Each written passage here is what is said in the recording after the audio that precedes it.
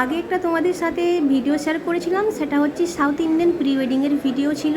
আজকে যে ভিডিওটা তোমাদের সাথে শেয়ার করছি হয়তো বলতে হবে না, কারণ কনেকে দেখেই বুঝতে পেরেছো যে আজকে কি, আজ হচ্ছে ওয়েডিং। তো তাই জন্য আজকে আমরা সবাই চলে এসেছি। আসার কিছুক্ষণ পরে শুরু হলো এনাদের যেসব নিয়ম থাকে সেইগুলোই হচ্ছে এখন। আমি তো কিছুই বুঝতে পারছি না। সবাইয়ের হাতে একটা করে থালা, ফুল, প্রদীপ, তার সাথে কিন্তু আরও একটা কি রয়েছে, তো আমি এটা কিছুই বুঝতে পারছি না এটা কি করছে। যাই হোক, এখানে কিন্তু ফটোশ্যুটও হচ্ছে আর মা মেয়ের হাতে তুলে দিচ্ছে এই থালাটা। আমি যেটা দেখছি সেটাই তোমাদেরকে বলছি।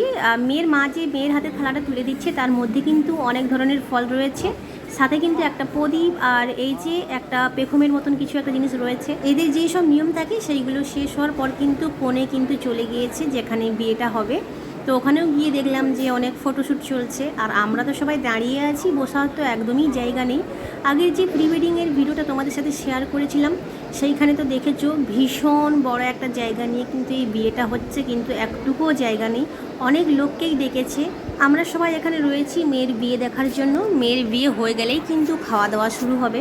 এই যে এখানে 7 পাক ঘোরাঘুরি চলছে, এর আগে কিন্তু মঙ্গলসূত্র পরিয়ে দিয়েছে ছেলে মেয়েকে, তো এখন ঘোরাঘুরি চলছে, এরপরেই কিন্তু সিঁদুরদান হবে। এই বিয়েটা নিয়ে কিন্তু টোটাল আমি 4টা বিয়ে আমার চোখের সামনে থেকে একদম কাছ থেকে দেখেছি।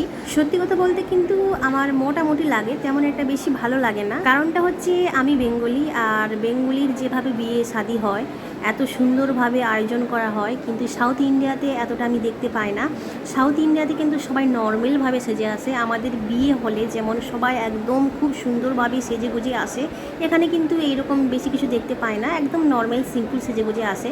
তো তাই জন্য আমিও কিন্তু নর্মালভাবেই সেজে গুজে আসি, বেশি উগ্রভাবে সেজে আসি না। এখানের কনেকে ভীষণ সুন্দরভাবে সাজানো হয়, কিন্তু ওই যে আমি বললাম আমি বেঙ্গলি, তো আমার বেঙ্গলি কনেই কিন্তু ভীষণ সুন্দর লাগে দেখতে।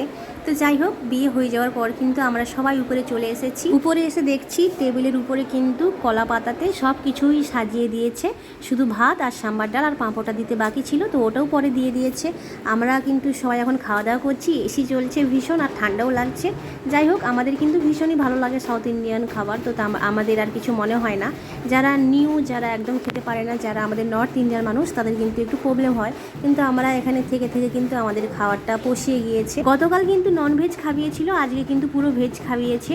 আর এখানে কিন্তু অনেক ফ্যামিলি এইভাবে করে থাকে, কেউ বিয়ের দিনই কিন্তু ননভেজ খাওয়ায় আর প্রি ওয়েডিংতেও ননভেজ খাওয়ায়, আবার কেউ আছে যারা প্রি ওয়েডিংতে ননভেজ খাইয়ে ওয়েডিংয়ের সময় কিন্তু ভেজ খাইয়ে থাকে। সে যাই হোক, এখানে যেমন নিয়ম ওরা তেমনই পালন করে, তো আমি তো কিছুই বলতে পারবো না, সব নিয়ম তো আমার জানা নেই। এই যে খাওয়া দাওয়ার করার পর দেখছি বাইরে এসে এইভাবে বাজানো বাজানো হচ্ছে, তোমাদেরকে একটু শোনাই, তোমরাও শোনো।